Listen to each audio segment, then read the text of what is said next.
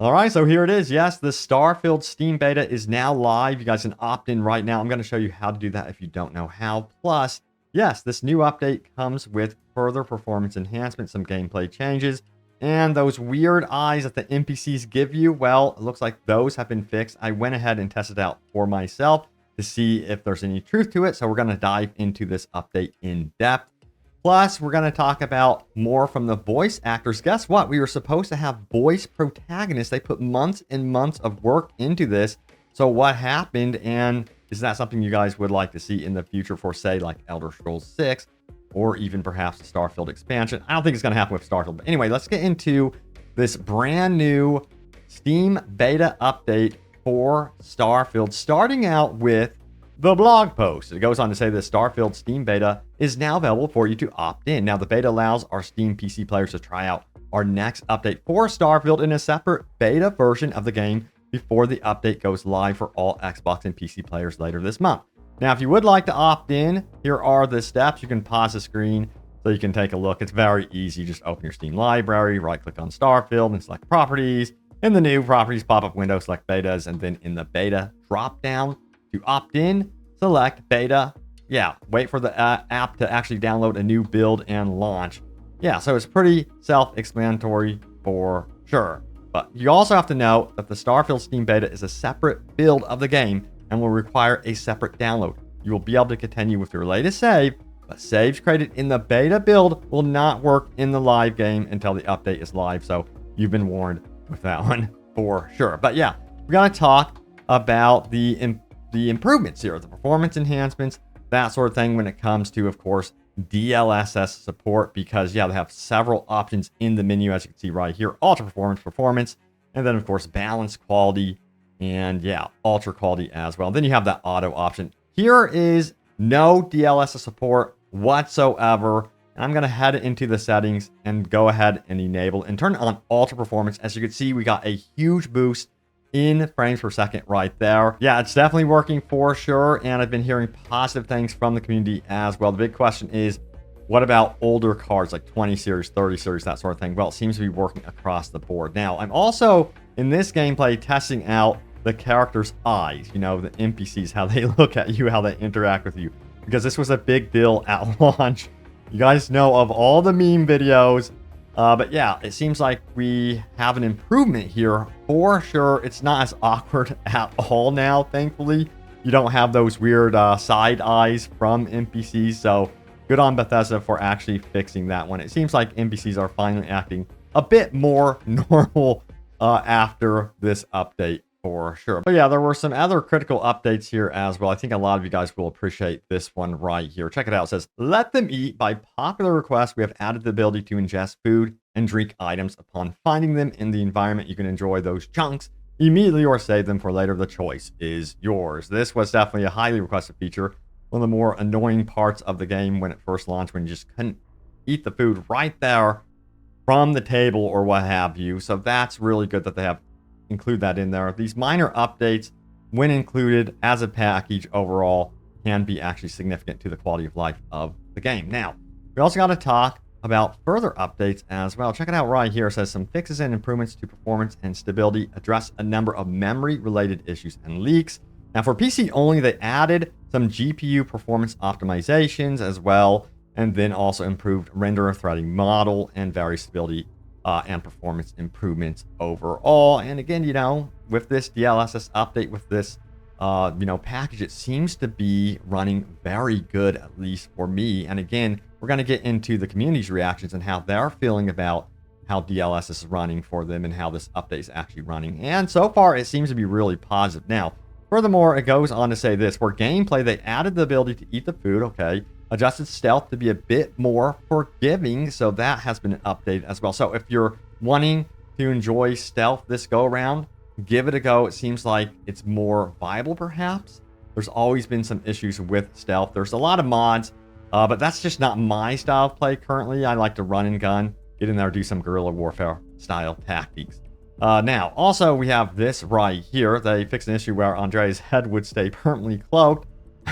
Fixed an issue that could prevent players from firing their weapons. They also adjusted some NPCs who could not be seen wearing clothing. Fixed an issue where already in progress skill challenges could stop progressing after reaching the Unity and starting a new game. They also addressed an issue that could temporarily prevent opening the inventory or saving after entering the Unity. Yikes. Now for PC, they addressed an issue where mouse movement would be choppy and fix a rare issue that could cause the home ship to be lost. And furthermore, they fixed an issue where the ship services technician might be missing. So yeah, a lot of people mentioned Neon specifically, by the way, on that Reddit thread that, hey, finally we have a ship technician on Neon. It's about time.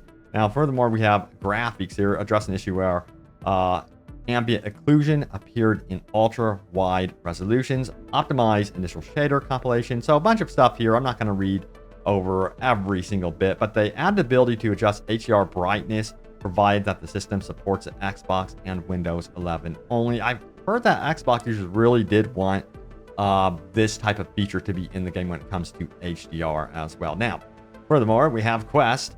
You guys can pause it here, but they did fix a bunch of issues, rare issues with questing as well, including Eye of the Storm, grunt work, no sudden moves, and so on and so forth. And yeah, it looks like they're going to continue rolling out those updates. I'm hoping the next update will be, of course, the local map. That's what I really want to see, is local maps for the cities. I think it would be a huge quality of life improvement just to be able to roam around New Atlantis and know where exactly to go for certain shops, and that sort of thing would absolutely be nice. But yeah, let's get into some of the reviews, I should say, from the community. Check it out right here about this recent update. We have Millennial Falcon who says, can we please see how much of something we have in our inventory at merchants? God, it's aggravating. Something so simple. Let me see how much I have when looking at resource and ammo to purchase. I agree. That needs to be included. Bethesda has not said anything yet about that, but it seems like they are interested in perhaps looking at that. I really hope that they don't lean too heavily on modding, but you guys know how it goes, of course, with Bethesda. They definitely do have a habit of doing that. But then we have Weasel Vomit, who says, night and day difference now with DLSS. AA is so much cleaner and sharper now. I do seem to be getting subtle flicker on the screen, but I need to play about with my settings. Plus, I still have the DLS mod installed. Main city lock 90 frames per second now. Everything ultra silky smooth. He's on a 3080. I'm also on a 3080. I'm hoping to upgrade soon to 4080. But yes, really good to hear that that is actually helping out the 3080 cards.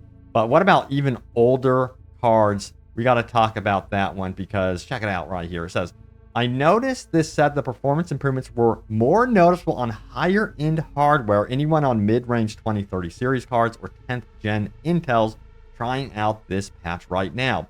We have this one right here. I have a 2060. It's running much better. I already have the DLS mod installed, so I removed that and applied the beta update. My frames are slightly higher than they were with the mod, and settings are higher now. Everything looks better and feels smoother. Big difference in Aquila, where I had all kinds of issues even with the mod and just vanilla, now seems to be smooth and solid with decent frames. Yeah, Aquila has always been my problem as well when it comes to frame dips and, you know, stutters with the frame rate. So yeah, for me, it's running very, very smoothly now in Aquila, and certain areas of New Atlantis was problematic for me as well.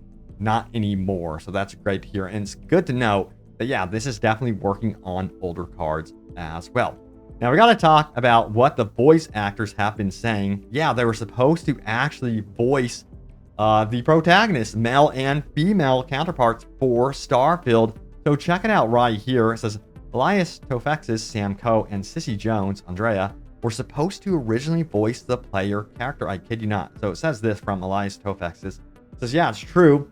Sissy Speaks and I were originally the player voices in Starfield. We worked for months. When they decided the player should be voiceless, they gave Sissy and me, Andrea, and Sam Coe. Games never do this. Once you're out, you're out. Good on Bethesda. So that's actually really great news to hear that Bethesda just didn't up and like say, hey, you guys are out of a job now. Sorry. They actually rotated them into the fold, into characters that actually, fit them perfectly, I think.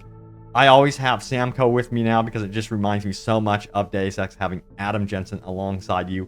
It's my favorite. So yeah, that's my new go-to companion for sure But yeah, we got to get into your top comments. Remember to leave a comment down below. It could end up in a future video. You never know. So let's get into this. My most recent video was this one right here. Starfield, new details and updates, but there's major concerns. So check out that video for more. Yeah, the concerns were around Microsoft implementing AI technologies into their future games. I think they need to be very, very careful with this. There's a threat that they can actually lose the personality of the games if they go overboard with this. However, on some sides of this, yes, it could further enhance the development process of a game and, you know, potentially allow the developers to really focus up on what they need to focus up on. So, yeah, let's get into what you guys had to say about this one. We have ChadGB who says, can you imagine what state Starfield would have been in if Bethesda had released it a year earlier like they wanted to until Microsoft stepped in and said no? Oh man, the fact they were willing to release it in such an unfinished state speaks volumes, to be honest. Yeah, you know, they gave them extra time and supported them through the whole process. I guess this game was quite an undertaking to make. And I'm very, very curious to see what happens with the future of Microsoft. I think the next game that is going to be any indication of open world RPGs under Microsoft directly is Fable. Fable has to be a huge hit, and that'll be a major indication. And yes, I think it will be, because it's by Playground Studios. I mean, those guys made Forza Horizon, so I'm very, very hopeful about Fable.